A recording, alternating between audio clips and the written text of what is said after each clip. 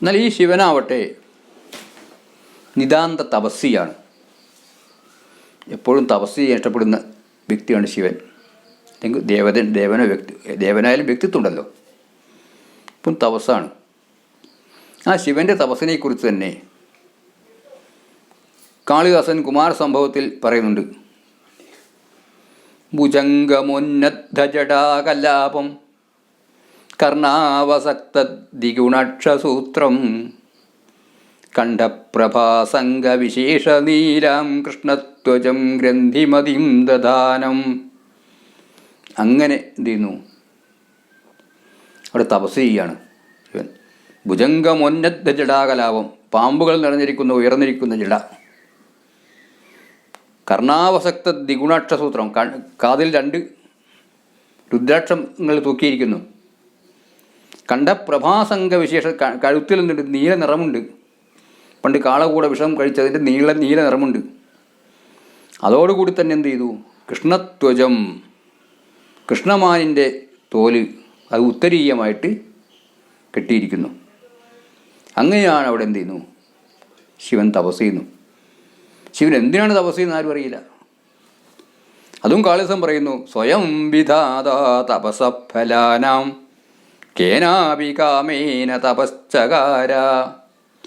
എല്ലാ തപസ്സിൻ്റെയും ഫലം കൊടുക്കുന്ന ആളാണ് ആര്? ശിവൻ. അങ്ങനെയുള്ള ശിവൻ എന്താണ്? കേനാപി കാമേന, എന്തോ ഒരാഗ്രഹം കൊണ്ട് ചെയ്തു തപസ് ചെയ്യുകയാണ്. ആ ശിവൻ്റെ തപസ് ശരിക്കും പ്രാണായാമം ചെയ്ത് കൊണ്ടുള്ള ശിവൻ്റെ ആ രൂപം കാളിദാസൻ വളരെ വളരെ വളരെ മനോഹരമായിട്ട് വർണ്ണിച്ചിരിക്കുന്നു. അന്തശ്ചരാണാം മരുതാ നിരോധാത്. അത് ആ തുടക്കം എങ്ങനെയാണെന്ന് വെച്ചാൽ, അവൃഷ്ടി സംരംഭമിവംബുവാഹം, അവൃഷ്ടി സംരംഭമിവംബുവാഹം അപാമിവാധാരമനുത്തരംഗം അന്തശ്ചരാണാം മരുതാം നിരോധാത് നിവാദ നിഷ്കമ്പമിവ പ്രദീപ. അവൃഷ്ടി സംരംഭമിവാംബുവാഹം, വൃഷ്ടിക്ക് മുമ്പുള്ളതായ, അതായത് മഴ പെയ്യുന്നതിന് മുമ്പുള്ളതായ കാർമേഘം പോലെയുണ്ട്. അവാമിവാധാരമനുത്തരംഗം, തിരമാലകളില്ലാതെ തെളിഞ്ഞിരിക്കുന്ന പൊയ്ക പോലെയുണ്ട്, തെളിഞ്ഞിരിക്കുന്ന വെള്ളം പോലെ. അന്തശ്ചരാണാം മരുതാ നിരോധ, ഉള്ളിലിരിക്കുന്ന കാറ്റുകളെ പഞ്ചപ്രാണങ്ങളെ നിയന്ത്രിച്ചതുകൊണ്ട്. നിവാദ നിഷ്കമ്പം ഇവ പ്രദീപ, എപ്രകാരമാണോ കാറ്റില്ലാത്ത ഒരു മുറിയിൽ ഒരു ദീപം ഋജുവായിട്ട് നേരെ കത്തുന്നത്, അതേപോലെയാണ് ശിവൻ തപസ് ചെയ്യുന്നത്. അതായത് പ്രാണായാമം ചെയ്ത് പഞ്ചപ്രാണങ്ങളെ നിയന്ത്രിച്ചു കഴിഞ്ഞെങ്കിൽ മാത്രമേ കുണ്ടലിനി ശക്തിയുടെ ഉത്ഥാപനമുണ്ടായിത്തീരുകയുള്ളൂ എന്നർത്ഥം. തീ കത്തണമെങ്കിൽ കാറ്റില്ലാതിരിക്കണം. കാറ്റുണ്ടെങ്കിൽ തീ ചഞ്ചലമായിട്ടേ കത്തും. ഉണ്ടെങ്കിൽ തന്നെ ഈ കാറ്റിൻ്റെ പ്രത്യേകതയുണ്ട്. കാറ്റ് തീക്ക് ശത്രുവുമാണ് മിത്രവുമാണ്. ബനാനി ദഹദോർവന്യേ സഖാ ഭവതി മാരുത എന്നാണ്. സ ഏവ ദീപനാശായ കൃഷേ കസ്യസ്തി സൗഹൃദം. കാട് ദഹിപ്പിക്കുന്ന തീക്ക്, അഗ്നിക്ക് കാറ്റ് സുഹൃത്താണ്. എന്നാൽ ആ കാറ്റ് തന്നെയാണ് ദീപത്തെ നശിപ്പിക്കുന്നത്. വിളക്ക് കെടുത്തുന്നത് അതേ കാറ്റ് തന്നെയാണ്.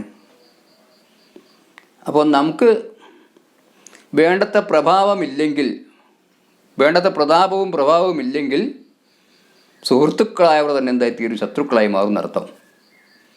അതാണ് കാറ്റിൻ്റെ സ്വഭാവം. ആ കാറ്റിങ്ങനെ ചലിക്കുന്നത് കൊണ്ട് ദീപനാളവും എന്ത് ചെയ്യും? ചലിച്ചുകൊണ്ടിരിക്കും. കാറ്റ് ചലിക്കാതിരുന്നാൽ ദീപം എന്ത് ചെയ്യും? ഋജുവായിട്ട് കത്തും. അതേമാതിരി ശിവൻ്റെ രൂപം, ശിവൻ തപസ് ചെയ്യുന്ന രൂപം സങ്കല്പിച്ചിരിക്കുകയാണ് കാളിദാസൻ. അപ്പോൾ ശരിക്കും പറയുകയാണ് എന്താണ്? ശിവൻ അവിടെ കുണ്ടലിനി ശക്തി ഉത്ഥാപനം ചെയ്ത് തപസ് ചെയ്തുകൊണ്ടിരിക്കുകയാണെന്നാണ്. അപ്പോൾ ഇത്തരത്തിൽ തപസ് ചെയ്യുന്ന മൂർത്തിയാണ് ശിവൻ. അങ്ങനെയുള്ള സാക്ഷാൽ പരമശിവൻ ഒരിക്കലും താമസ സ്വഭാവിയായിത്തീരുകയില്ല. അത് സാത്വികമാണ് ഭാവം. പക്ഷെ അതേ അവസരത്തിൽ തന്നെ ലോകസംഹാര കാരകനാണ്. കൽപ്പാന്ത സംഹരണം ചെയ്യുന്നവനാണ് ആര്? ശിവൻ. കൽപ്പാന്തകാലത്ത് ഈ പ്രപഞ്ചം മുഴുവൻ സംഹരിച്ച് അതേ മുഴുവൻ എന്ത് ചെയ്യുന്നു? അത് ഭസ്മധാരണം ചെയ്യുകയാണ് ചെയ്യുന്നത്. ഹരസംശുദ്ധൈനം ഭജതി വസിതോദ്ധൂളനവിധിം എന്നാണ്. അതായത് ബ്രഹ്മാവ് സൃഷ്ടിച്ച ഈ പ്രപഞ്ചം മുഴുവനും മഹാവിഷ്ണു പരിപാലിക്കുന്നു. അവസാനം എന്ത് ചെയ്യുന്നു? ശിവൻ സംശുദ്ധി അതൊക്കെ പൊടിച്ചിട്ട് ഭസ്മമാക്കി ശരീരത്തിൽ ധരിക്കുന്നു എന്നാണ് പറയുന്നത്. ആ ഭസ്മമാക്കി ശരീരത്തിൽ ശിവൻ നൃത്തം ചെയ്യുകയാണ്. ശിവൻ താണ്ഡവപ്രിയനാണ്. കൽപ്പോപസംഹരണ കൽപ്പിതതാണ്ഡവസ്യ ദേവസ്യ ഖണ്ഡ പരശോ പരമേശ്വരസ്യ. കൽപ്പാന്തകാലത്ത് സാക്ഷാൽ പരമശിവൻ, ഖണ്ഡപരശുവായ പരമശിവൻ താണ്ഡവമാടുകയാണ് ചെയ്യുന്നത്. ആ താണ്ഡവത്തിന് സാക്ഷിയായിട്ട് ദേവി മാത്രമേ ഉള്ളൂ. സാ സാക്ഷിണീ വിജയതേ തവ മൂർത്തിരേഖ. ദേവി മാത്രമേ സാക്ഷിയായിട്ടുള്ളൂ. ശിവൻ താണ്ഡവം ചെയ്തുകൊണ്ടിരിക്കുകയാണ്. ആ ശിവതാണ്ഡവം എന്താണെന്ന് മനസ്സിലാക്കണമെങ്കിൽ നമുക്ക് ചിലപ്പോൾ ആധുനിക സയൻസിലേക്ക് പോവേണ്ടി വരും. ലോകത്ത് സകലമായ പദാർത്ഥങ്ങളും സ്പന്ദിച്ചു കൊണ്ടിരിക്കുകയാണ്. സൂക്ഷ്മതരം തൊട്ട് നമുക്കറിയാം. ഒരുപക്ഷെ ഇന്ന് പരമാണുവാണ് എല്ലാത്തിൻ്റെയും അടിസ്ഥാനമെന്ന് പറഞ്ഞ് ഈ പരമാണുവിനെയും വിഭജിച്ചുകൊണ്ട് ദൈവഗണം വരെ ഇന്ന് ശാസ്ത്രം എത്തിയിരിക്കുകയാണ്. ദൈവഗണത്തിനപ്പുറത്തുമുണ്ടത്രേ ചില ഗണങ്ങൾ. അങ്ങനെ അവിടം വരെ ഇപ്പോൾ ശാസ്ത്രം എത്തിയിരിക്കുകയാണ്. ഓരോ പരമാണുവും പരിശോധിക്കുകയാണെങ്കിൽ അവിടെ ന്യൂട്രോണും പ്രോട്ടോണും ഇലക്ട്രോണുകളുമാണുള്ളത്. അതായത് ന്യൂട്രോണും പ്രോട്ടോണും ചേർന്ന ന്യൂക്ലിയസും ആ ന്യൂക്ലിയസിനെ വലയം ചെയ്ത് സഞ്ചരിച്ചു കൊണ്ടിരിക്കുന്ന ഇലക്ട്രോണുകളുമാണുള്ളത്. ആ ഇലക്ട്രോണുകളുടെ വിന്യാസത്തിലുള്ള വ്യത്യസ്തതയാണ് വിവിധ പദാർത്ഥങ്ങളായി മാറിയത്. അതായത് ഒരു പരമാണുവിലെ ആണവസംഖ്യ എത്രയാണോ ആ ആണവസംഖ്യക്കനുസരിച്ചാണ് വിവിധ പദാർത്ഥങ്ങൾ ഈ ലോകത്ത് ഉണ്ടായിത്തീരുന്നത്. അതായത് ഹൈഡ്രജൻ്റെ ആണവസംഖ്യ 1 എന്ന് പറഞ്ഞാൽ ഹൈഡ്രജന് ഒരു ഇലക്ട്രോണേ ഉള്ളൂ. അത് 8 ആണവസംഖ്യയുള്ള പരമാണുക്കളുണ്ട്, 14 ആണവസംഖ്യയുള്ള പരമാണുക്കളുണ്ട്. അങ്ങനെ ആണവസംഖ്യക്കുള്ള അനുപാതത്തിലുള്ള വ്യത്യാസം അനുസരിച്ചാണ് ഇത് നൈട്രജനാണ്, ഇത് ഓക്സിജനാണ് എന്നൊക്കെ പറയാൻ കാരണം. ഇപ്പം ഇവിടെയൊക്കെ എന്താണ്?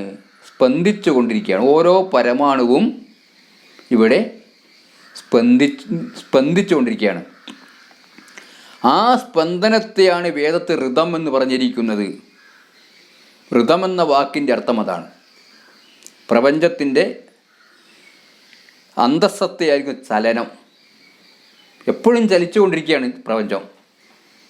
അതാണ് നഗരവും ഗ്രാമവും തമ്മിൽ വ്യത്യാസം. ഗ്രാമം ഏറെക്കുറെ നിശ്ചലമാണ്, നഗരം ചലനാത്മകമാണ്.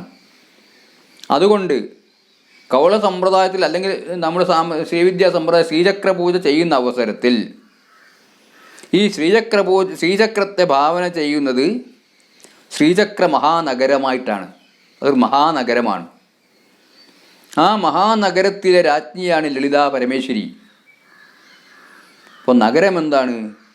എപ്പോഴും ചലനാത്മകമാണ്. രാത്രിയും പകലും ചലനാത്മകമാണ്. നഗരം ചലിച്ചുകൊണ്ടിരിക്കുകയാണ്. ഗ്രാമം ഏറെക്കുറെ ശാന്തമായ നിശ്ചലമായ അവസ്ഥയാണ്. അതുകൊണ്ട് എപ്പോഴും ഈ പ്രപഞ്ചവും എന്താണ്? അതുപോലെ ചലിക്കാത്ത ഒരു നിമിഷം പോലും പ്രപഞ്ചത്തിലില്ല. നിശ്ചലമായൊരവസ്ഥ പോലും ഒരിടത്തുമില്ല.